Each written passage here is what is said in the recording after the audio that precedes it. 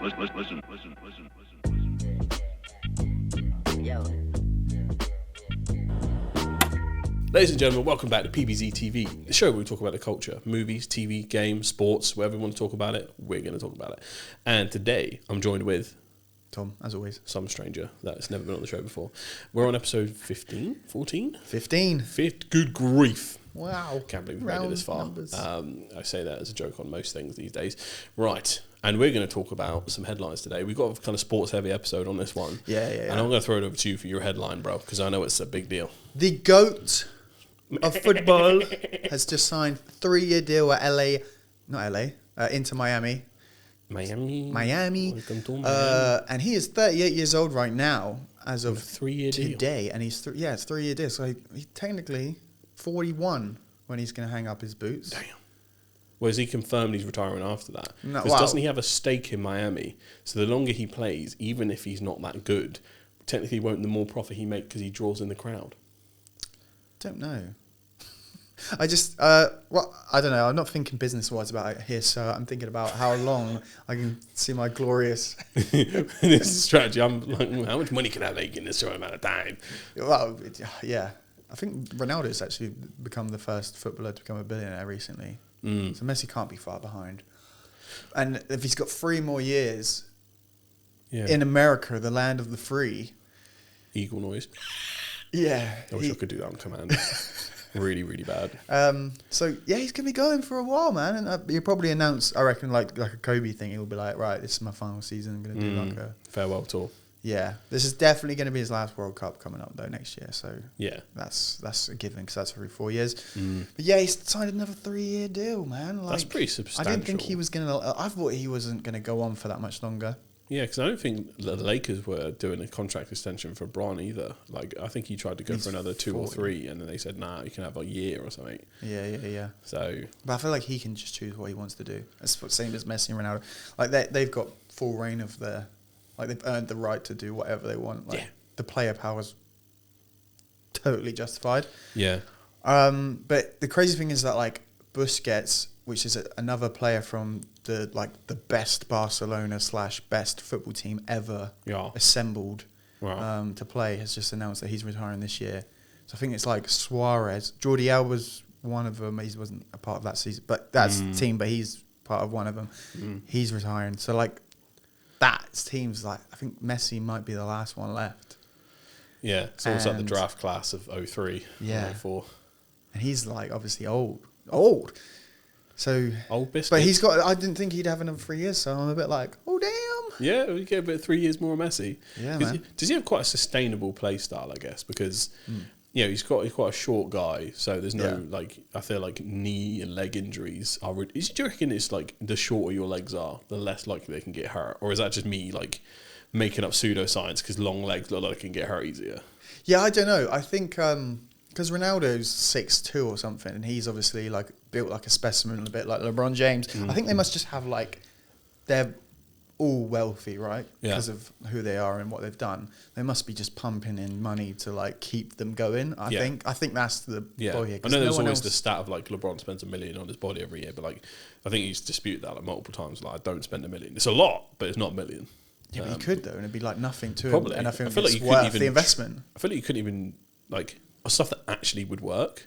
You could spend $1 million on like snake oil stuff or like stuff that might get you piss tested, but like you won't be able to spend $1 million on things that actually worked in a year span, maybe over a few. I don't know, with the way that sports science is going, you can only have so many coaches that like, and it'd be like treatments and regimens and stuff that would keep them healthy. And I suppose just the level of science we've gotten to and understanding is what would help keep people healthier for longer. But like, I get it that it happens to certain people, like oh, that was weird. There's been cases of like Teddy Sheringham was a really good goal scorer back in the day, English guy. He was like the oldest goal scorer I think in Premier League, so he's like 40. But not all of them last that long. Do you know what I mean? So like, but the fact that Messi and Ronaldo two of the best ever. And what kind of 40? Still going. What kind of 40 are we talking about? Like the wheels fell off and I play mostly on the bench, or is this I'm still high performing up until 40 like a LeBron? I think he was starting, Teddy. That's still good enough. He wasn't. If you're good enough to be a starter still, that's not just lip service to your legacy. Yeah. Then that's. He wasn't pulling the same numbers. He was a clinical. Yeah. Stat man back in the day, but like he's still doing a job. Yeah. Whereas Messi and Ronaldo, like I guess they're not in the Premier League. So shout out to Teddy Sheringham here. Yeah. And they're not goalkeepers because goalkeepers obviously don't need to. They probably do nowadays, but back in the day, it doesn't much. The goalkeepers could last longer. Theoretically, because they're not running around, right? They're just. Thing is, though, you'd think that actually it would work in reverse because goalkeepers might need the fastest reaction time on the entire team, and as you get older, that gets worse. Yeah, true. But if you were like a world-class goalkeeper and your reactions were like totally crazy, by the time you're 40, they're still good. So yeah, I suppose because F1 drivers last quite a while. Yeah, like Lewis Hamilton in his 40s, and if you can still actually drive, I think so. Doesn't look if you can like drive an F1 car. At that age, then because that reaction speed is probably faster than any other sport, maybe like ping pong or something. But like, it's crazy as that comparison is. But like, that's true though. Yeah, that is true. Like for actual reaction speeds, they've got to do them little like beat fucking tests they've got. Same as like gaming, right? Like, it's got to be something. You don't see old pro gamers. No. Really, it always tends to be surpassed by the younger gen, and I'm not sure if that's reaction time delay or if that is new meta strategies that you like grew up playing. And that's why everyone. Like full circle to another episode that we spoke about. Everyone goes to golf because it's like just swing. I literally posted something about it the other day. Like this guy's playing like basketball and then injuring themselves. Like they're playing football and hurting themselves. Yeah, and they all just meet up on a golf course. It's like damn, is that where we're all headed? This is I remember I used to really hate golf, and I was like, what is the point of this thing? So boring. And now I'm like. Day, spend a day with your buddies. Honestly, it sounds like a really swinging good around. I feel like but I'm still so competitive with myself that I feel like if I swing and can't even hit this ball properly, I'm just gonna be pissed off all day. Which is what happened last time I tried to play golf. It's harder. It's not as easy as it looks. No, for sure. It definitely isn't. People make it look easy. Yeah, but I feel like once you're good enough to hit a decent swing, most times, I feel like I'd be less enraged. Think about it, the most competitive person we probably have ever heard of is Michael Jordan, and. He loves golf. He loves golf, and he makes it competitive. Yeah. Of course he does, because he would. Yeah. Well, he makes throwing pennies at a wall competitive. The guy's out of control, bro. See, I feel like I've got that level of competitiveness, but I'm not that good. Like, he's obviously naturally good at everything he does. Yeah, it's almost like you don't go out of your way to do it. It's like once you're activated, you'll be that competitive. But if I was that talented, you bet you're buying dollars, smoking cigars and punching my teammates. Mate, I'd be literally there like, I bet I could drink that drink fast right now, like... First, they're down their coffee. I don't. It's not related to anything. Yeah, it would just be stuff that's like self-harming. Like, I bet you won't be drinking that bleach faster than I can. Yeah. You're like, whoa! Yeah, I'm down. If you're down, competitive-wise, I'll beat beat you. you. I'll beat you. But yeah, I think, what the hell? How did we get here? What the hell? What the hell? Oh, it was football and competitiveness and like the age of Messi and how, if he's going to be one of those people that plays until the wheels fall off, and it's like kind of sad to see how we go. Like, but he's not. How Vince Carter went wasn't sad, but like, just knowing what Vince was and what he became, just like barely a 3-and-D come off the bench guy, was kind of like, because that's what LeBron said he doesn't want to do. He wants to make sure he just retires still as a good starter. But the fact that Vince Carter can do that and still be, like, do you know how many people play in the NBA? There's not a lot. And the fact that he can still do that at, like, what was he, 40? Yeah. I think it's testament, but that just shows how good LeBron is to do it, that's still in that level. Yeah. And then I know Ronaldo and Messi aren't playing at high levels anymore, but they are going to go play the World Cup, so if they do, like... Yeah, that'll prove how much they've still got it. I think. Do you reckon people will just age faster in more competitive leagues? I don't know. So if they were all still in the Prem and never left, do you reckon they would have retired already? See, yeah, I think, well, I don't know, because Gerrard, Rooney, Lampard, they all left in their mid-30s to go to America, and you could just tell they were washed compared to what they were. Yeah. Whereas, like, Zlatan did it, and he looked amazing. He came back to the Premier League afterwards. But I class Zlatan as genetic freak territory, though. But he's one of those people that are like, genetically... And I think this is maybe the difference. Gerrard, Lampard and all that, like, they look like normal guys for the majority of the time. Yeah. But Zlatan and Ronaldo, they don't.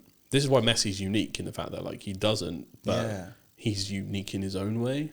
But I think he's just the most gifted person ever, like, with a ball at his feet, that he can get away with being old, and he can still just you can't get the ball off him. Because his game is skill based, isn't it? I guess. Yeah, but he's still popping from like 30 yards. I know the goalkeepers aren't as good, but he's putting it in the top corner. So like, what level does that? No one would be able to save it. Yeah, anyway. like I know that maybe a better goalkeeper would stop it, maybe, but he's still putting it where it should be. Yeah, he's doing his thing, and even like I was saying to someone watching football at like Sunday league level. Yeah, I was just watching it, and like there was a small guy, and he was just dribbling around. His center of gravity was low. I was like, damn, I wish I was small. And then I looked, I was like, but not like day to day, because like that would suck. But like just in terms of playing football with that level of like, give me like a Honey I Shrunk the Kids pill before I jump on the field. Yeah, and then I'm like, yeah, like you'll never get me. And, like dropping the shoulder, like just balance wise, like Eden Hazard with the ball was just beautiful, man. Like, I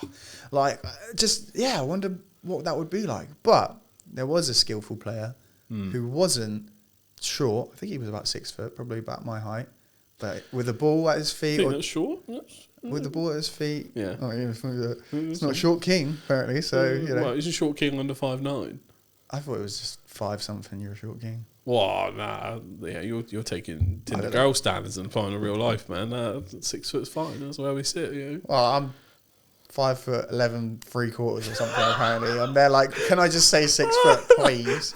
But then I like to sing that TMG song, like, you know, because they're like, if you're 5 foot something. We can enjoy that regardless. Yeah. Well, because everyone's a Short King to someone. True. To someone we'll talk about later on. We all are. We all bow. Victor. To the extraterrestrial. Yeah. We'll get on to him later. Yeah. But yeah, going back, someone that was quite a 6 foot, I think, round average, no, above average. Yeah, yeah. Height with a ball at his feet, magician, someone that you didn't realise was that good, right? Yeah. Or what was it? Someone had to go? Ronaldinho. What? I saw a highlight compilation of just how he actually used to play, and I was like, what the fuck is this guy made of? Yeah. It's like he plays at a different level of verticality. Like if Messi's the guy that keeps the ball glued to the floor and you can't get off of him, Ronaldinho, from the highlights I've seen, played above people, and he just kept knocking over people. Like some of them, like the rainbow flicks, they're just a boop, like that. I was like, this guy, I've never seen it done so regularly. It's and like I think that was what I was like, what's this guy eating? What's he made of? Like, I think it's where a lot of the stereotypes came from, that like Brazilian style football. Coming from someone that doesn't watch it really at all on a regular basis and just catches highlights, I was like, what's this guy smoking? It was incredible.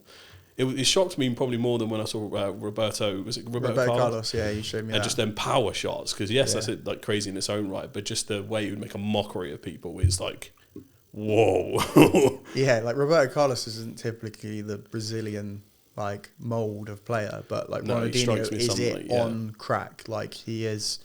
What do they call it? I forgot. I should know this. Like street FIFA. Joga Bonita, I think it's called. If I'm saying that right, but basically it's just like. But that's what happens in Brazil. Like it's quite a poor country.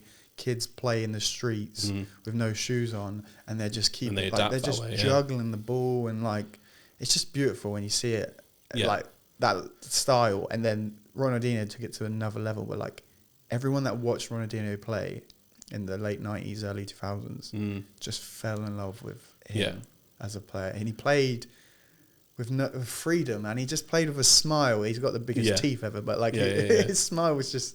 Yeah, it was infectious. I was watching it, wow, this is amazing. I'm like, is he considered top 10?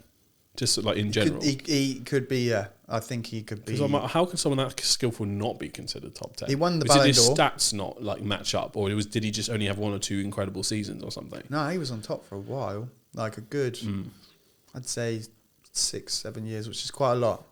Not compared to like Messi and Ronaldo for like 20 years, which is ridiculous. Yeah, they're outliers. 6-7 is like incredible. 6-7. To be at that level is it's impressive. He won the Ballon d'Or. He won the World Cup. He won like Champions Leagues. He won like all the big stuff. But he liked to party, man. He's another Slurms McKenzie.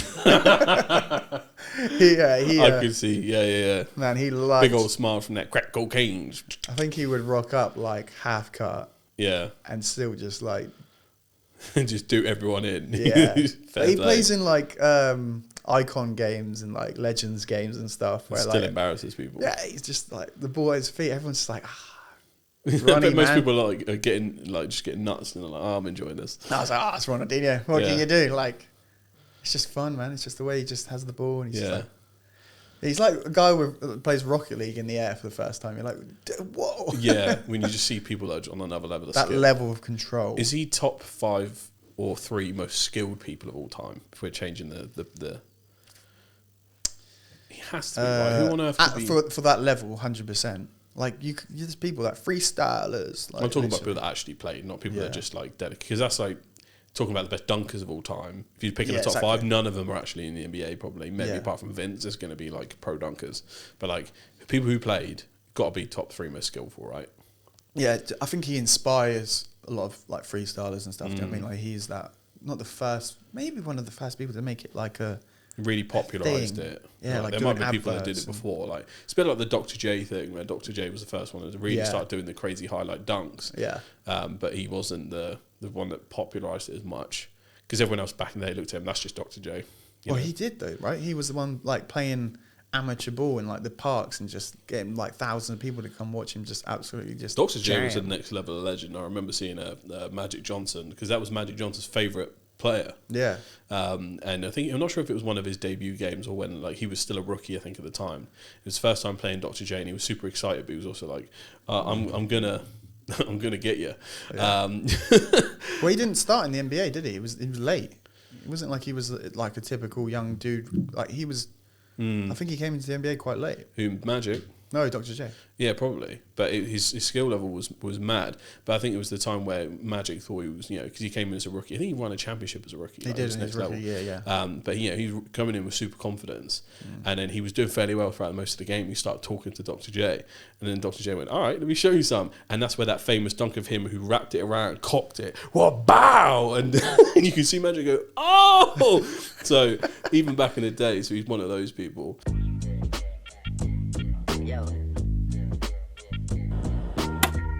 And we're back. We're back. You were saying? Yeah, Magic Johnson and Dr. J. Dr. J really led the way in terms of explosive highlight plays.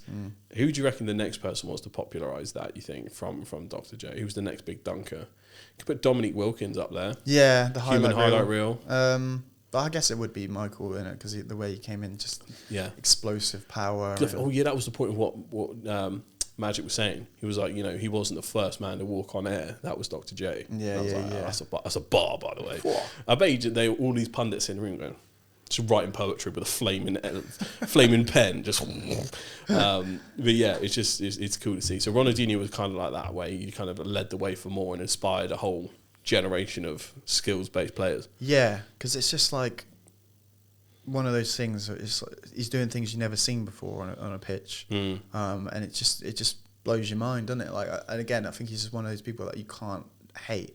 Even though he like put us out of the World Cup in 2002, I'm pretty sure most hated him just a smidge for a little bit there. Well, it's just like, oh, God's sake, but damn, he's good, isn't he? Like one of those, like just tip the fedora, yeah. Like it's just a play. There's a couple players out there you just can't hate. Like, they're just impressive in their own way, or just good dudes.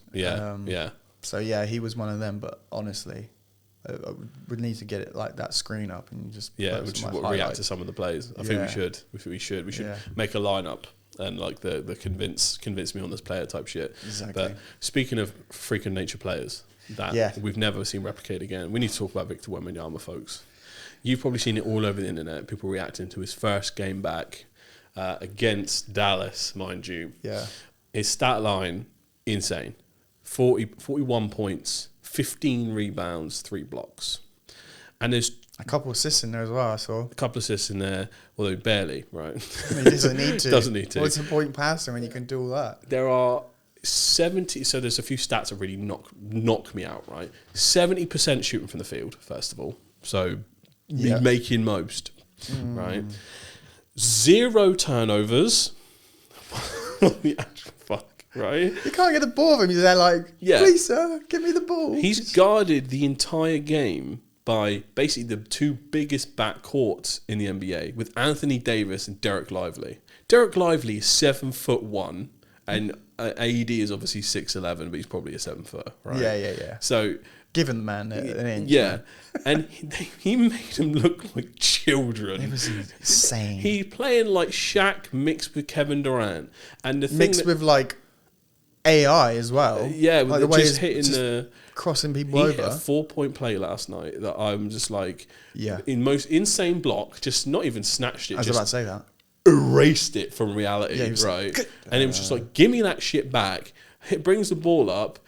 It was a hezzy, tween, yeah, go right, pull back behind the back, step back, pull up, 4-point play. Yeah. 7, and then just and then aura farmed on the floor like 7-5. And the thing that I almost dropped my phone yesterday when I saw it, he only played for 30 minutes. Why? Are they trying to like keep him? Yeah, Pop is always like limiting his minutes, but like because his first game out, he doesn't need to go out. But he did all of that in 30 minutes, guarded by AD. The only thing, I'm watching some of these plays, yeah, and they like, you know, when they do the slow-mo from a different angle, and it's just it's that 4-point play. He's bringing. I don't know though. I'm watching his ankles in slow motion, and it's literally like. The only thing that will, I think if he continues like right this... foot specifically. Because I swear he's not even trying. The only thing that will stop him is Mother Nature itself. I genuinely think he has GOAT potential. He's easily top 5 in the league right now, just from that one showing. He was doing it in the preseason too. But whatever KG, the Shaolin monks, Hakeem taught him... Stop it. It's over with. I'm like... It's actually insane, isn't it? Like, I've never seen anyone move like that. Because I just watched... I'm not sure if you've seen the latest... One of the greatest YouTubers of all time. Jimmy High Roller. I was just about to jump in with that. And his video was... players that are like big, what is too tall? Yeah, right? what is too tall. And I'm pretty sure the limit was like... He came to the conclusion it was like 7'3" and under, right? Mm-hmm. So he's in and around... He's in the danger zone, if not over the danger zone of the calculations. Way over.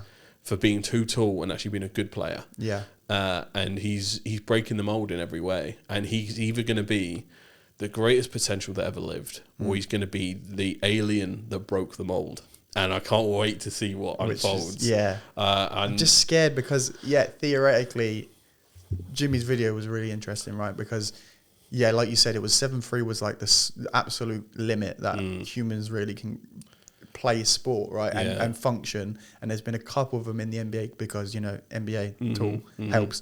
But like after 7'3", he even like calculated there's like 60 in the world, maybe less than that, actual people that are he's in like the top 50 list, isn't he? The top tallest people in the world. Well, over 7'3", there's only 50 people apparently in the world registered at over 7'3". Mamba Club. And then like 3 of them played in the NBA or tried to play, and they all suck because it's like a disease, right? Anything a lot of them have gigantism, right? Yeah. But the thing is, Victor doesn't have gigantism. He's just that tall, and you can tell people when they're built with gigantism and big ass heads and shit. It's kind of like Boban. Who plays in Dallas. I think he might have a touch of that, if not the whole thing.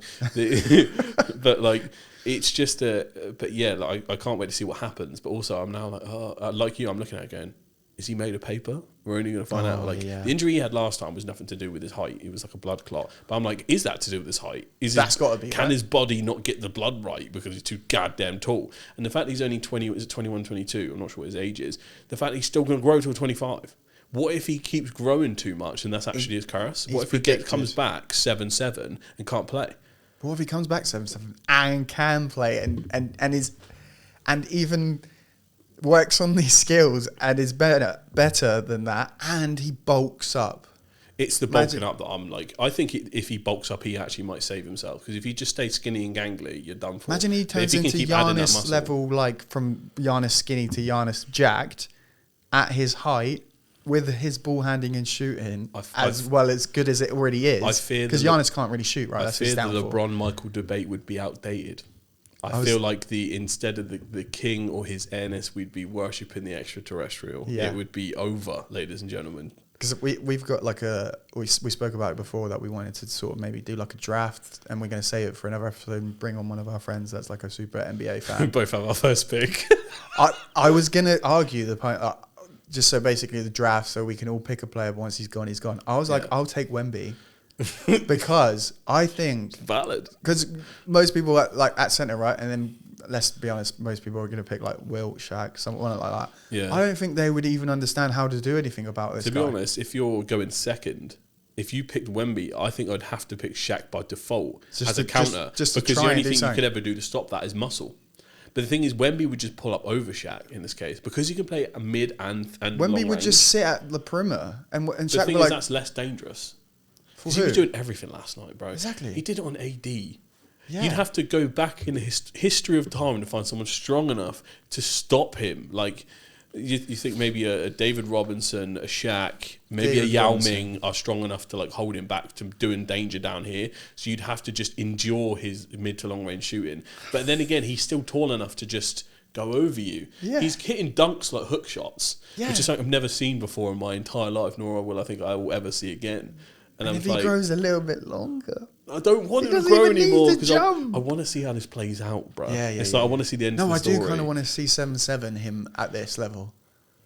Bro, you're just wishing a demon upon the entire world. Why not though, right? Like, let's just... I think that would music. I feel like it would ruin... I think it would ruin a little bit though. Like, it would be like, this isn't fair on everyone else. Well, I think the NBA would change the rules. I think they'd have to. They have done before. But they've done it for Shaq. Do what though? They make it higher, the rim? Maybe. What would you do? I think it'd be like you'd have to win like something stupid. You'd have to win like 3, 4, 5, 6 in a row, and it'd be like there's no chance of anyone else winning, and then they'd have to do something. I don't know what they'd do. Like you'd have to change your like. You're only allowed to use Wemby for 30 minutes of the game. Like they'd have to do something. Yeah. But like I know this seems like glaze. This is one game in, but it's just because I've just never seen domination like that. He was like, I think the announcer while he was making that 4-point play, it's just like, he just said, it's like a dad playing with his kids in the driveway. What do you do? Like, I've never seen anything like this sort of thing. We're all flabbergasted. And it's like the AI music we were talking about before. Like, oh, AI, we don't want this, but this bangs. It's sort of like, this ain't fair, but we're all here to like be amazed by it. We're kind of like, wow, come on. Let's see how this plays out. It's scary. I don't think anyone wishes bad upon him because they're so impressed. No, I want to see how this turns out because for the longest time, I've had fear that the NBA didn't have anyone good to take over from the previous. So you got Steph, LeBron, if I go back a little bit more, D Wade, all these people like Kobe. I feel like there hasn't been characters strong enough in which to take over this narrative. Yeah. And I've been more scared about how the NBA is going to fall off a cliff once people like LeBron and Steph retire. I now no longer have that fear. I feel like if he can stay healthy, he's truly the face of the league. That's the big because there's like Luka, like just the day before, went off for like 45 and hit 40 in that game back. And it's like, I can't remember who else, someone else on the Rockets, Şengün, who's I think their centre or power forward. He went off for like 40 something. And KD had like 22. Like we're truly in the time now. This season is the full taking over the old guard, and it's sad to see at one point, but also I'm like, thank God. Thank God I got some good basketball to watch and some narratives to see because Ant's a dog. Yeah. Wembanyama's a dog.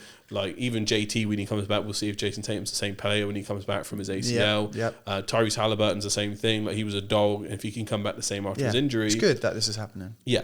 We're in it where we've got some characters now you can gravitate to because beforehand it was just kind of this in between of I don't know who that fucking is. Yeah, I want to watch LeBron play still. Yeah, LeBron's still playing. That's cool. Like Steph Curry's still playing. Yeah. How long have they got left? Not long.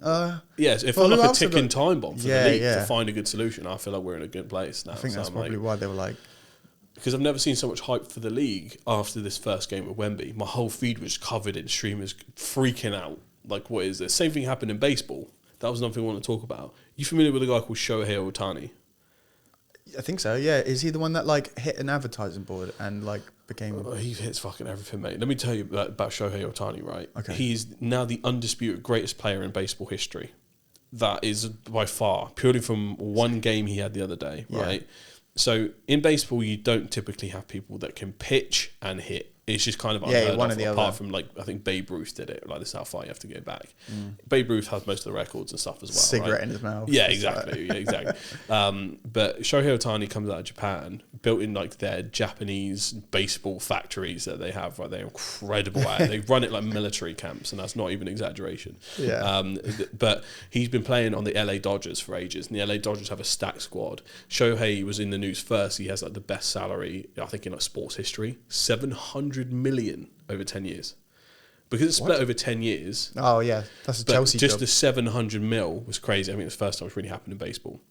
He had a game where he's playing as pitcher. It was against the Brewers. and the Dodgers. This is to send them into the World Series. So it's like their postseason playoffs, World right? Series. Yeah. Yeah, I know.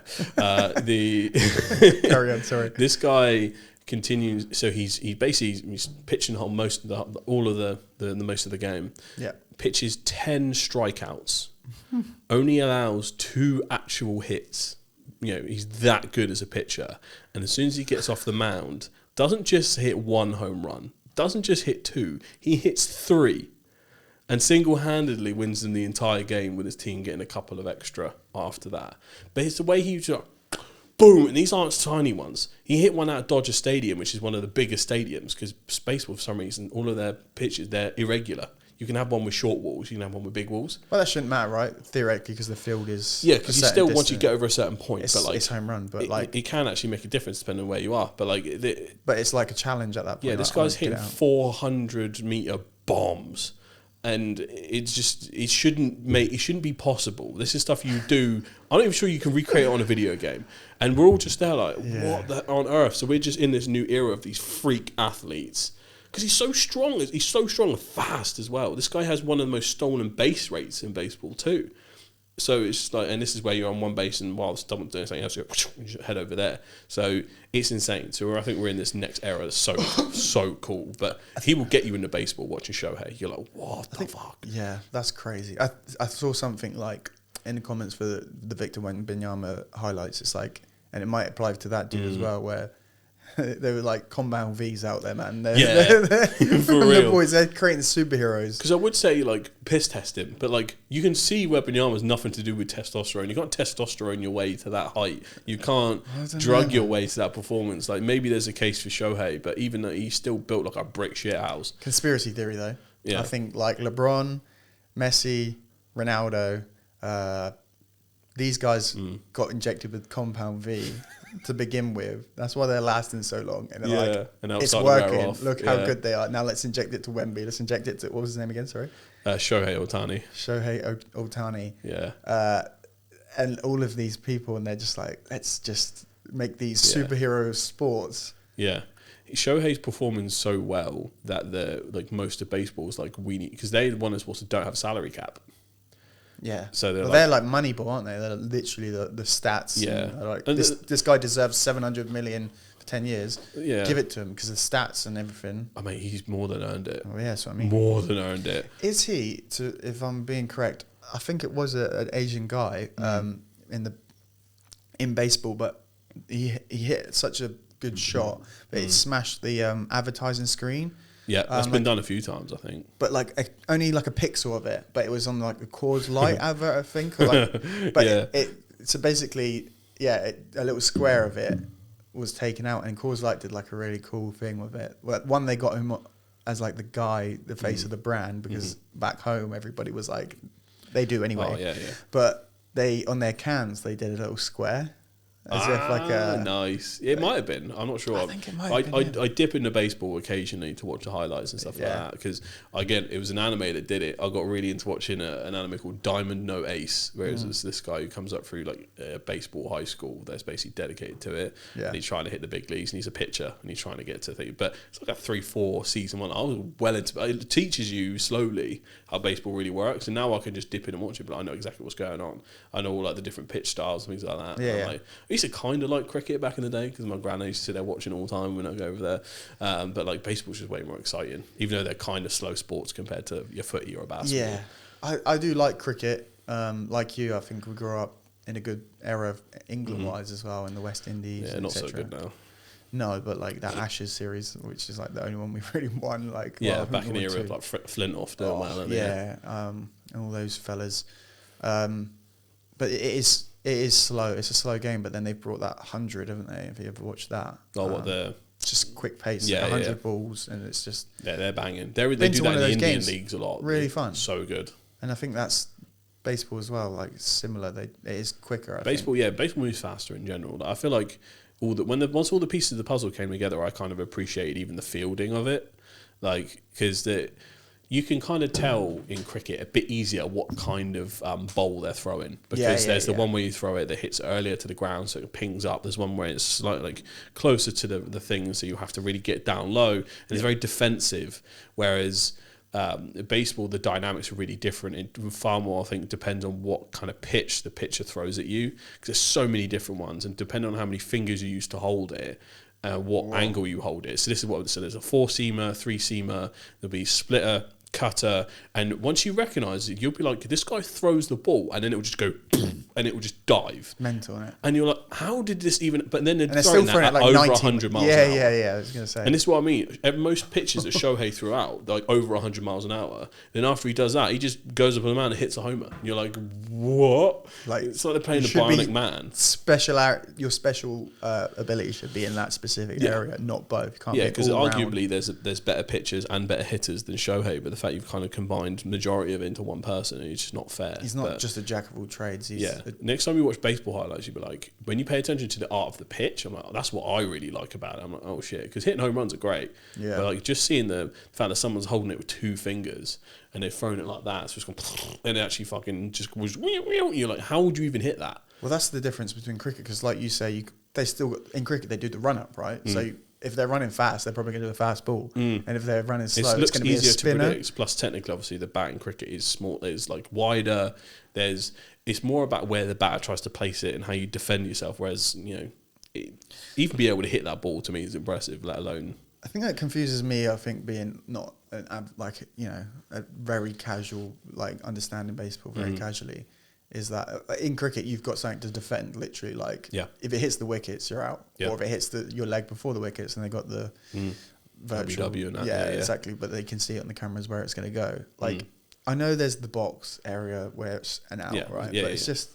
It's obviously harder to see, like understand that, until they put the graphic on the screen. When you watch actual games, you can see the strike zone. And exactly. The graphic on the TV. But they turn into battles a lot of the time. So kind of like when you're playing cricket defensively, in baseball, you can hit something where you've got like, if you've got someone on third and you just want them to get into fourth, you can do a really good bunt where you just go, and it just goes like 1 meter. You know you're going to get out, but it's about getting your other guy out. So that's if you've got someone who's not very good at hitting. Yeah. Then there's ones where you've got a really good hitter who can hit them, but it's a case of he might not be like a massive home run guy. So it's like, where do I place that? And it's the war between the pitcher might throw out something crazy because there's so many different variations. Let's say if you've got a splitter, cutter, fastball, and a sinker, right? Just those 4 alone, some pitchers can throw all of them. So, and never know what's not to mention screwballs, but there's barely people that throw them anymore. So there's 4 different things that can come at you, right?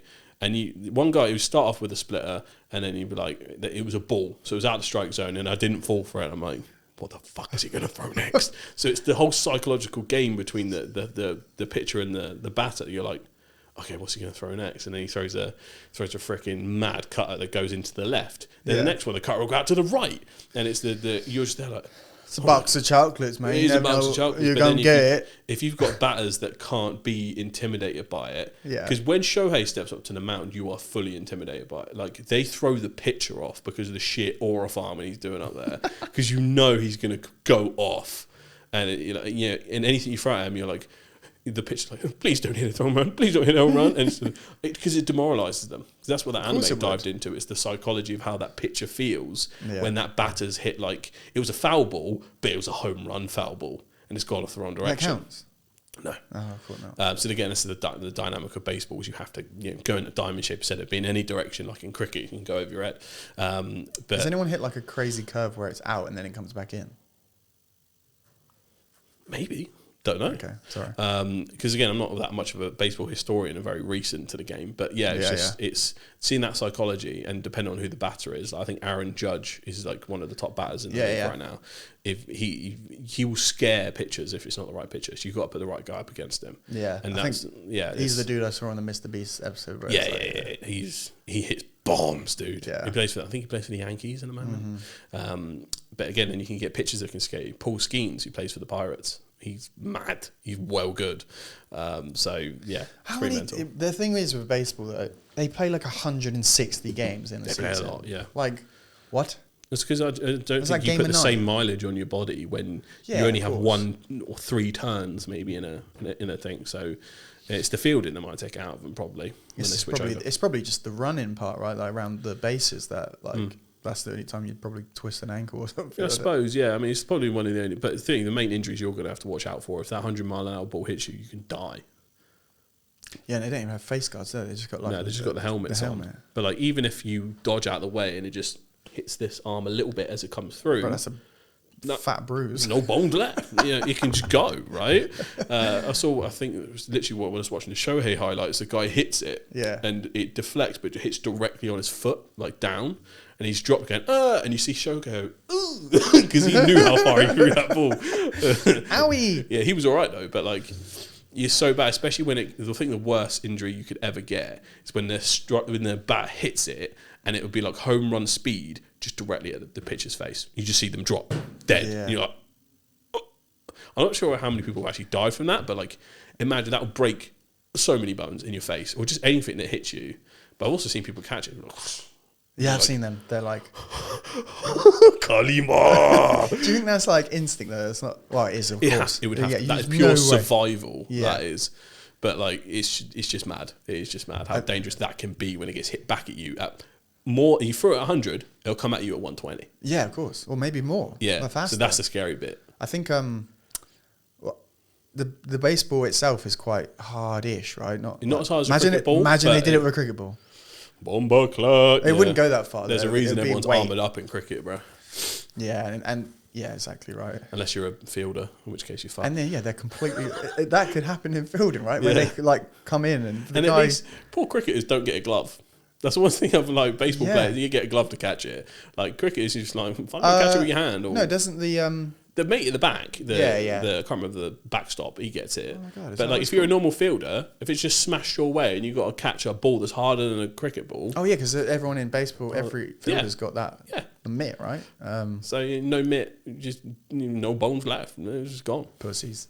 It's like rugby versus American football. Exactly, Americans love to armour up and give themselves protection. We're like, get on with it, lad. Yeah. I'll smash your face in. I'll touch your bum. They start the rugby gay special, bro. Yeah. Fucking weird people. To be fair, I do like that comparison where we're like, it's our sport where we're tough lads. And it's because our sports are older as well. Yeah, like, but I think rugby is such a boring sport compared to American football. If American football wasn't full of like a million adverts. I think it's a big issue. It would be one of the. Sometimes I think it's how our sports are commentated and delivered. We have a very like subdued style compared to the Americans. Like you can have a rugby play that's like just as next level as an American football play. You put them side by side, and just how it's done and the hype it's given has a massive effect on it. Yeah, of course. It's the money behind the game itself, anyway. Like I bet the guy in the NFL with the smallest salary has got more than the guy in rugby. I reckon. Yeah, there's probably NFL players' salaries that are higher than entire teams in rugby leagues. Got to be in it because it's just the money involved. It's just the way it is. And you know what I think? The thing about rugby is that it's split into two different sports. Technically, you got rugby union and rugby league. I actually don't know the difference. I don't know. I don't know the difference, but imagine that happened in basketball or football, right? Where you've got like a slight used to. The ABA in the NBA. Yeah, true. And then even like the Euro Leagues actually it's different from the NBA, right? Like different rules and stuff. So, and when they go away for like the World Cups or whatever, right? Maybe this is why American things used to have World Series or the World Championships, because there used to be. Did they used to be more leagues involved? Someone fact check us on that. I don't actually know. What? If the ABA used to play against the NBA in like the finals and postseason, or they were both just completely separate. They're just separate. It must have been. But then like football, right? You've got different leagues. You've got different competitions, but it's the same rules. Yeah. Like you can bring in like VAR and stuff and implement these new things, but the essence of the game is the same. Like 11 players against 11 players. I know that's the same probably with rugby and stuff, but it's just I can't remember the difference between rugby union and rugby league, but there is a big difference. Like, is it a rule difference? Yeah, it's a rule difference. Like, not that they would suck at the other one if they played the other one, but it would just be an adjustment. That's not the same. So it's like, who would win that game? It's like they'd have to play at different rules. Yeah. So, and I can't remember which one's which money-wise, but like obviously there's a bit more money in one of the other ones. So I'm like, why would you play the other one then? How much more exciting do you think rugby would be if you could pass the ball forward? I don't know. Would that ruin it? But then it's like... Then it would just almost turn into like the raw authenticness of rugby mixed with the dynamic maybe like that's Hail what it Marys needs. of American football. That's what it needs maybe to get it like to get non-rugby fans into it, rugby fans are like foaming in the mouth. Yeah, leave our sport alone. But then that's what cricket did with the 100. That's what bloody Happy Gilmore 2's like whole plot line is about, like making golf relevant for people. But then tennis is a great sport. You can't really like... Not as good as volley tennis. Yeah. Volley tennis. We'll trademark that. We don't want to ruin it. We played it once. It was the best game we've ever created. Best game ever made. We'll go for it, folks, at some point. Yeah. Well, we can explain it after this quick point I'm going to put. But like, paddle, very new, right? Padel. Oh, I love it, man. Played it twice now. We need to play it. It's so good. And pickleball, because I want to know the difference. No, I know what pickleball is now. Yeah. Oh. It's a very, very short court. It's like a badminton court. Yeah. With a different ball, but it just looks, because the ball's a lot lighter, I think. But I've watched, when people play it, it looks a bit like ping pong, where it just goes for ages. I don't know. So it feels like pickleball is to badminton what padel is to tennis. A little bit, yeah. But to me, when I watched it, it didn't look as fun. But paddle, it's definitely paddle, I'm pretty sure, is fun because it's not as intense as tennis, and like you've got the rules in play. Tennis for aging people. Basically, yeah. I'm not. Tennis does have a high skill ceiling. You can't just like, oh boy, first time I ever played tennis. You just can't do it. Oh, you've hit it. In you can make the fucking noises they do, but you won't hit the shots that they will. Even in the where I went, there was some. You could see the different levels. Like I was watching some people play, and I was like, oh my god! Like the way they were playing together, I was like, okay, if you put me in that game, I'm gonna, brother, this guy stinks. But yeah, what was I gonna say a second ago? We're gonna explain the rules of Bolly Bennis, the greatest game that was ever invented by us. Best game ever. Best is the best ever. Best game ever. We created it just on a whim. Test the rule. I can't even remember. Well, I think we just went down to a tennis court without tennis rackets. Oh, we went to play basketball. We did have a basketball, yeah. We went to play basketball. There was no basketball hoops. Yeah. There was a tennis court. Yeah. It was a tennis court. 4 of us, and went, wait a minute, we could combine tennis, of course, with the court. Yeah. Using a basketball, but playing sort of volleyball. Yeah, so it was like, so we had to follow the tennis court system and rules, right? Yeah. But like we had to jump and throw it, didn't we? Like yeah, try so and you knock had it down. to be like in basketball to take a shot. You can't. Well, you can stand still, but you can't land again, can you? You can't catch the ball and land and then. So you have to shoot in your takeoff. You can't come back down with it. Exactly. And there was like one bounce, of course, like tennis. Yeah. And then there was one chance where you could, like in volleyball, one pass in a way. Yeah, like, and to someone else so they can to get it back down. Yeah. So we played it and we were all like, wow, that was really Wait a minute. Did good. we reinvent water polo but out of the water? Is that what they do as well? I don't know. Yeah, a little bit, right? But I just can't jump. But it was good. It was fun. I was like, this is legit. We were like, someone write this down. Bolly Bennis is what we call it. So you got basketball, volleyball and tennis. So Bolly Bennis. Bolly Bennis. We need to like do like a. We need to play it. We played it once. Yeah, we need to try it again. Figure out. We recorded it. Yeah. I've got like a clip of us playing. Oh, you still have that? It was 5 of us. Yeah, I think because that's why I could record it because there's 4 people on the court. I've got it in my like Snapchat. Greatest ad hoc game I think we've ever pulled off. To be fair. Yeah, and we played it once. Yeah. And this is honestly, I think this is before like COVID. So long before that. So it's been a while, man. We need to dust it off. open the Get the vault. Boys. Use your camera and see what we can create a revolution. The Bolly Bennis special coming to you live. Yeah. What was the other thing I was going to say? As a scandal. Yes, it's a scandal, but just before that, oh sorry, I saw someone made a brilliant point about how Jokic plays. You know how it's quite unique in terms of how he plays. Yeah. It turns out that he used to play a lot of water polo.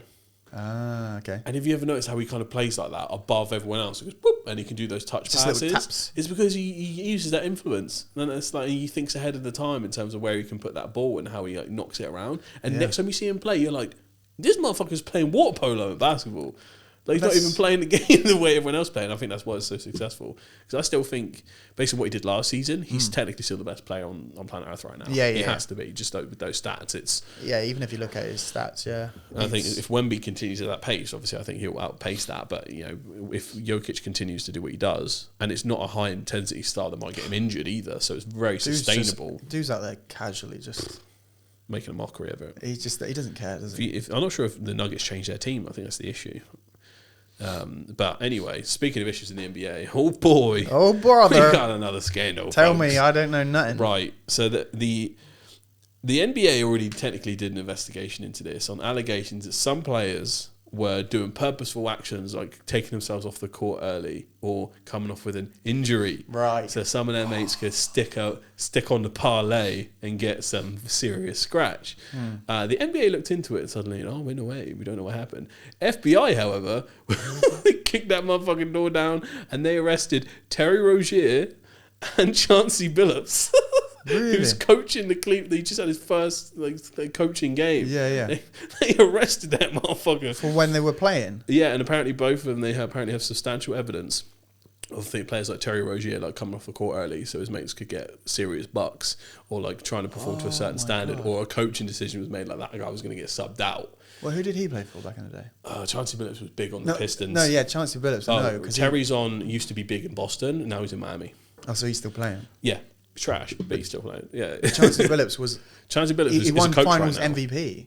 He won the chip. Yeah, formally. Yeah. So does it go back to that season and stuff? No, we're talking about, I think, recent activities. Oh, okay. But this case has been going on for quite a while, but they've now started arresting some high-profile people. There was someone else, I can't remember, who recently stopped playing, because there's two sides to it. There's obviously people are telling people to put bets on or taking certain actions beforehand, pre-agreeing it with a bunch of people.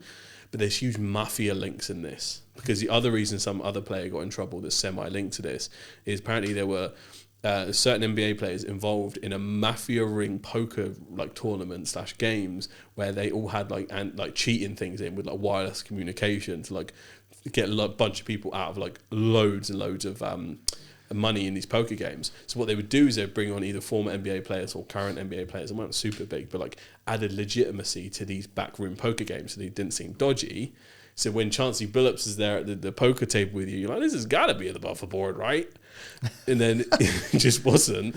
And apparently they just managed to scam over $7 million out of people by getting them into these rigged games. And apparently they busted that shit wide open. And I was just there that's mad that the current head coach of an NBA team, I think he's head coach at the time, is gotten done, and a current player who might be a starter for Miami, or at least a six man, is in this massive trouble. So I'm like, wow, I think that's worse than the Kawhi scandal, to be honest with you, because that's if it's pretty outright, and I'm not sure how they managed to gather the evidence of I'm going to come off the court at this time. If it's that precise, yeah, that is texted worse, him going, I'm going to sub out at 30 minutes, make sure to put a bet on. Yeah, then you've got him, but it's just mad that all the stuff that we'd assume that players would do to get some money, they're actually doing it. Yeah, but this has happened before. There was I can't remember his name. I was watching a video on YouTube, and it was there was a guy who was very average, not getting a lot of minutes, but he did the same thing, because he was thinking in totality he was getting $1 million a year, which is obviously a lot for the average Joe. But for an NBA player, that's the bottom of the barrel. So he's like, well, I might as well just use what I can to get some money in. And he was doing the same thing. He was injuring or coming off injury, I can't play anymore. And someone's bet 60,000 on him to come off injured, and he obviously told him. But that's just flags, right? It must flag on the bet. Maybe this is how they finally caught him, because too many people in a group were betting on the same thing. That's the thing, isn't it? When you're doing it. Yeah, when I think there was one of them where they there was a collective $60,000 was bet on a singular thing that Terry Rozier was going to do. Yeah. Please fact check me on this, folks. I can't remember the full details. And then, it paid out hundreds of thousands after that, because it was I'm going to come off at this time. It's bro, how obvious do you want to be? It's absolutely mental. But it's just the fact that there was names that were so recognisable that this has happened to. I was just what a world we're living in. What a world. Did you hear about, because that's happened, but did you hear about the ref from the 2000s, early noughties?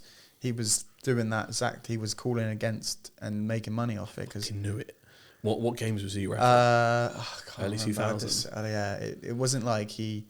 I think he only did it not too obvious. It wasn't the playoffs, was he? No, it was regular season and stuff. But that was me trying to find a way to defend LeBron's legacy from that. Well, yeah. Well, he didn't win at that time anyway, so he's safe. And it was the ref's fault. No, I don't think it happened to but the thing is though, from that particular scandal, obviously it's come out that this ref had done this, but there was the NBA were worried, and I'm pretty sure it was like common theory that it wasn't just this ref. Yeah. There was multiple of them in on this. Knew it. But to shut it down and to say, look, there's one bag, egg. They were like fall guy. They protected the other refs because apparently the FBI, I think it was the FBI looking into it. It would have brought the whole league down if there was too many involved. They screwed up because they told the NBA about it beforehand. So the NBA had time to go, right, crap, let's make this. Let's look into this ourselves. That seems like something that David Stern would do. And they found out that multiple refs were doing it as well, but they were like, right, this guy's the only one that they know of evidence wise. Let's just protect the others and say this is one bad egg. But then that's just shows that they're looking after. But I also can't even fault them because apart from the refs, fuck the refs. The players, I'm like, damn. I know damn well I'd probably think about doing that.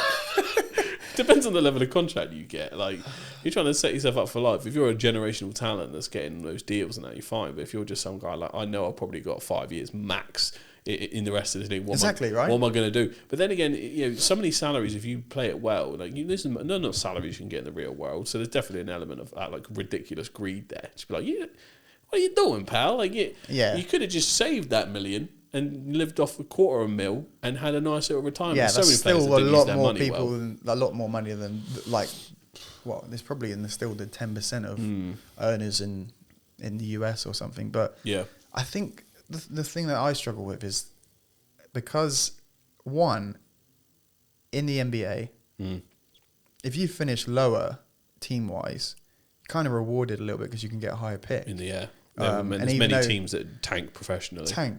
And even though that they've tried to stop that being a thing, they've made the odds lower and lower each year to get the first round pick, etc. Hence Dallas getting the first round pick this year. You're still that. I think it was another Jimmy video or another one, and they were like, well, even though tanking is, you still got less likely possibilities to get the first round pick. You're still more likely. And data shows it still works, so people still do it. So then theoretically, I don't know what teams this is happening on or whatever from that example I shared, but does it really matter? Because if it happens in football, your team can get relegated, and that is a lot of money that they lose in, and that your maybe this is the argument for relegate. Could you relegate teams to the G League?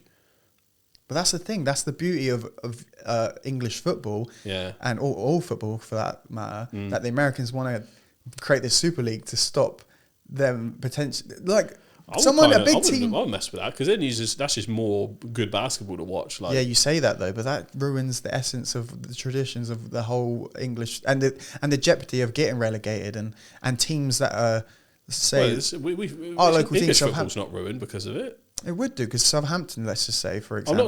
I'm saying basketball needs to do what you guys are doing. Oh, so you think it's the other way around? Yeah, I think the NBA could benefit from the relegation. Relegation. And then it gets these stories out there that Leicester winning the league and stuff that would never happen. Yeah. Well, at the NBA it can happen. Anyone could win it because everyone's in the competition every year. I suppose and if you become the worst team in a few years, you become the best team. I get it. I just think that's the thing that lacks. There aren't many fairy tale runs in the NBA, I must admit. But the NBA often is very predetermined. The closest thing we ever got to it, I'd say, was the Dallas run from Dirk. Just from what they were up against, no one would have put them as. But you can usually figure out who will be at least the three most likely teams to win, and it's usually 9% of the time one of those three. That comes down to management, right? And if you had a good GM, let's say in New York, or owner, they wish. Exactly right. We do.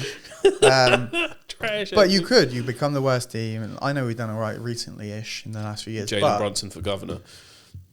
If you did the same aspect that these other teams are doing, New York could win the chip. It's not out of this world. They have the potential. Whereas you can't see, let's just say, Burnley winning the Premier League. Like they used to back in the day, but because it was a bit easy. Yeah. They were a big team once upon a time, but now with the money in football, it's harder. But they could still theoretically. So you're saying Ted Lasso lied to me? No, but Man United could still, their biggest team, potentially, arguably in England, could have got relegated last season because they were that bad. Can you imagine that? Man United playing in the second division of football. They have done in in the past, in like the 70s, I think. But you could never imagine like the Lakers getting dropped down to the G League because of like bad performances. No, I think it should be a threat because there are teams that are just perpetually bad. There are teams that pull themselves up. You could argue that teams like the Toronto Raptors have been bad for a long time, but still pulled themselves up to be like as best they can be. But I like teams like the Pelicans, the Bobcats, all of them. Like they stay bad, I think on purpose. Is that because of the owner then? Exactly right. Management, ownership. Yeah, but that's what I mean. I'm sure money influences their decision to be bad. Well, do you know why? They wait for the generational talent like a LeBron James, because Cleveland, before LeBron arrived, could have been considered that team. And then that one generational talent pulled them out of nowhere. And it's just like, why not try and be a better team instead? Do you know why though? Because there's no jeopardy. You're one of 30 teams in the world, pretty much, in the best league in the world, that... Nothing's the talent, happen to you, you can't go anywhere. You're still going to make money because you're in that Americans league. Would react if they had a full relegation system. Imagine they had draws as well, man. If they had tie games, it's like, what do you mean it finishes as a tie? They'd be like, what the hell? What the hell that would change? Hey, Jimmy High Roller, if you're listening, please give me a calculation of what this would look like and what do you reckon the league would do. That would be good, yeah. If we applied that, that would be wicked. What's something in basketball that you think should be added to football? That's a tough one. Do you reckon they should have some kind of shot clock? Because that was always my beef. Yeah, see, but then again, you're going against the essence of the game, man. You're changing it into something else. No, I've got one. Go on. I think you should remove the offside rule. Nah. Think about how many more goals would be about if there was no offside in football. Boring. How would it be boring? The pitch is too big. You'd have people just sitting and the ball would just get lobbed. Yeah, but then you'd have defenders locked onto them. Like the dynamic of defence would change. Nah. Just the same as you could say the same thing about the NBA. But you can't just sit in the backcourt. You would get mullered. Nah.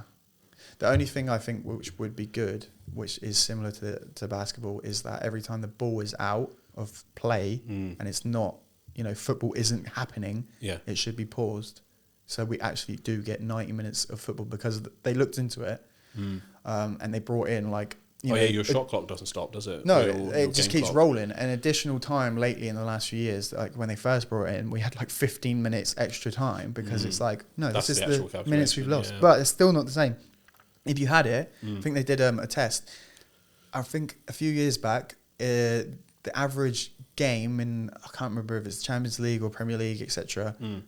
Actual football on the pitch play was about 46 minutes of football. So you're losing half the game because the clock's just rolling. And people were taking the mick doing the dark arts, which isn't part of the game, but The dark arts. It is, they call it the dark arts because... if you're taking... Struggling to pick up the ball. No, if you're winning 1-0 . And you're against the cross, but you've got a throw in, you're wiping the ball on your shirt, you're stepping all the way back for a long throw, or, you're going down with an injury, a head injury, because that has to stop now, and you're not actually injured, and you're sitting there on the floor for 5 minutes, they get the concussion team to look at you, you're absolutely fine. Yeah. But you're just wasting that money, that ticking clock down. Valid. That would be mine, I think, just bring in... Let's get 90 minutes of actual football. But then would it be too long? Like, the games would go on forever. Yeah. And last but not least, speaking of football, I heard you're going to make let's get back on some gambling, folks. Tom is going to do something unprecedented in YouTube history. Probably many people have done it. You're going to do your Super 6 live on air. Yeah. So Super 6. For people that don't know, So I'm going Super 6. Let me explain it. It is a free sort of platform where you just predict 6 scores in, it's usually the Premier League, and if you get all 6 scores correctly, you can win the jackpot, which this week, and usually most weeks, is 1 million, but I think at least... So this is 1 million a week that's up for grabs for the entire season? Yeah, so every week. It's not... I think where does that money come from? It starts off with 1 million, and then I think if someone wins it, it'll probably be 250k, which is still a lot. I see, so it's a pot that fills back up if no one guesses it. No, I think they started... Yeah, usually, but... It started this year 1 million and nobody's won it in the first 8 rounds. So it's round 9. So that's 8 weeks. Yeah, or rounds of football. Yeah. So that's the concept, right? It's free to play. It's a footy lottery. All you have to do is just but you don't even need to buy it in. Without the pound. A lottery ticket's still £1. Well, at least I think. Like, okay. I think there might be more. Never bought one, and I wonder if the price will go up. It gets me because you're like, what if? And then it's like £2 a line or something, where you have to. A line is £5. £2. But this is why I'm saying it, because I'm manifesting this right here, right now, right here, right now, right here, right now. I'm going to play my Super 6 for this round, round 9, and I'm going to win £1 million. $1 million. Right here, right now. And he's giving 40% to me. I can tell you. The way it will benefit you, sir, is that I think usually the winner gets invited onto the overlap. We're going to promo the show on I'm going to promo my podcast on Gary Neville's podcast, The Overlap, with Roy Keane and Jamie Carragher and Jill Scott and all those guys, and Ian Wright. Please bring me on because I'm going to be on it because I'm going to win. You're going to win, yes.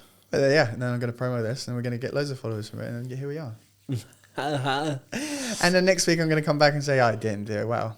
But the first game, do it again, is Chelsea versus Sunderland.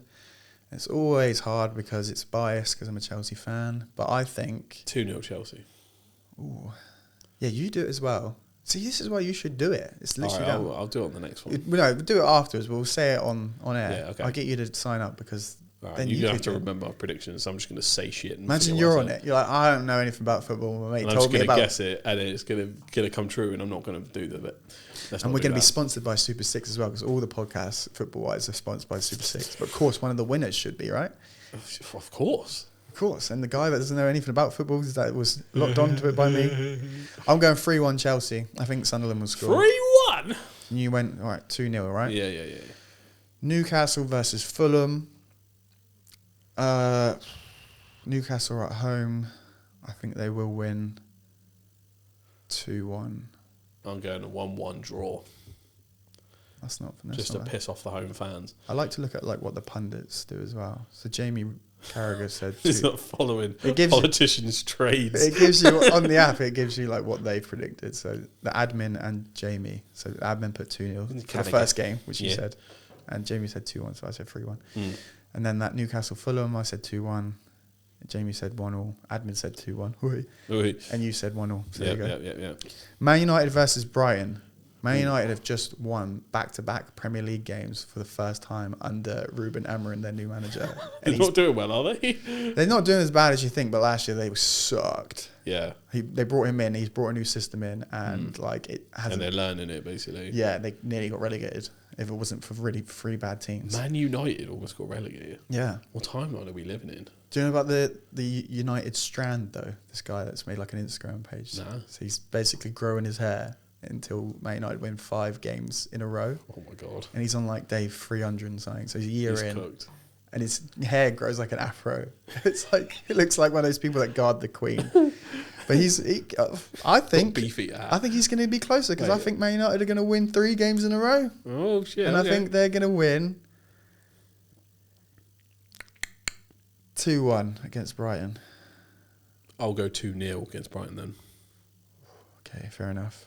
I think we got to rapid fire through these in 5 minutes. Okay, yeah, there's only 3. So that's 3 games down, 3 left. Yeah, Aston Villa versus Man City at Villa Park. I think Aston Villa were really good last season, but I think they're struggling this season, and I think Man City are on a little bit of a roll. So I'm going to go 3-1 to Man City. Man City's still really good. They're not as good as they have been, but they still got Pep. Are they playing again? Aston Villa. At Aston Villa. Aston Villa are like mid-table, not too bad, are they? Yeah, they were quite high up last season, but they've been struggling this year. Okay.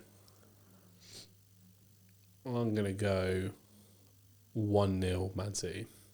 I think it would be a bit of a nothing game for some reason. I don't know why. I'm just feeling it. Fair enough. Then we've got Arsenal versus Crystal Palace. Arsenal are top of the league. They've only conceded 3 goals this whole year so far. One of them was a crazy free kick against Liverpool. That's the only game they've lost. And Crystal Palace have been really good as well. Ooh. But I am going to go Arsenal to win 2-0. And I'll flip reverse and I'll go Crystal Palace 2-1. At Arsenal. Fair enough. Malice in the Palace. Let's go. And last game is Everton versus Spurs at Everton's new ground this season. Spurs have been quite good under the new manager, but also Everton have been quite solid. So I do think this is going to be... I don't know. You do it first now. I'll just have to throw a random one out there. I'm going to go... I'm more partial to Spurs because they have a player I fuck with. What's his name? Park. He just seems like a real nice dude. Park? Yeah. Oh, no. You still play for Spurs? No, you're about Son. Son? Yeah, they're Korean. Yeah. They're both Korean, to be fair. But are they different? Are they? No, Jason Park played for Man United, like, in the noise. Oh, okay. I don't know. Korean and Park go well together.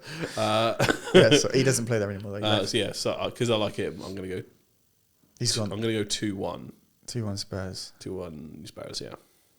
I'm going to go 1-1 Everton Spurs. And then golden goal, apparently, if it comes down to, like if two people got the same, whoever's got the closest minute that the first goal goes in. Yeah.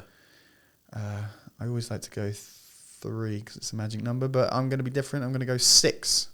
Obviously, it don't matter. You can 6 is in... The 6th minute will be the first goal that goes in any of these 6 games. Oh, okay. It's just if it comes down to it.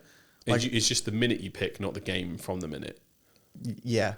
Right. The minute of the first goal in any of those 6 games. Right, so let's say me and you had exactly the same. We don't know each other. We had the exact same. We both won, but I would win it if I got the closer. Give me 11 minutes. All right, cool. We'll do that. That's the Super 6. And there I am, £1 million richer. Or me, £1 million richer. And if I put, apparently, this is where they get you, I think, because it's connected to Sky Bet. Here we go. But yeah, if I put £10 on those results, not the correct scores, was like the draw, win, loss, 33-1. So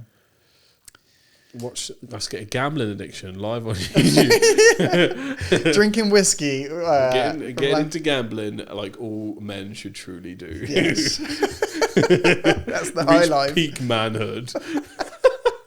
Next time we'll throw in axes as well. Yeah, just grow absolute problems. Watch us leave our wives with whiskey, lime, alcohol disease, gambling diseases. Let's just grow all the diseases.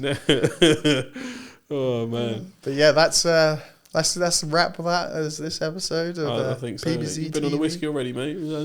Sounds it. might have to do that now. Yeah, for real. We are tired. Please like, subscribe, follow, hit all the buttons because we want to grow the show. We want to make sure we talk about the things that you guys want to talk about. So if you can think of anything, put the comments down below. But for now, we'll see y'all later.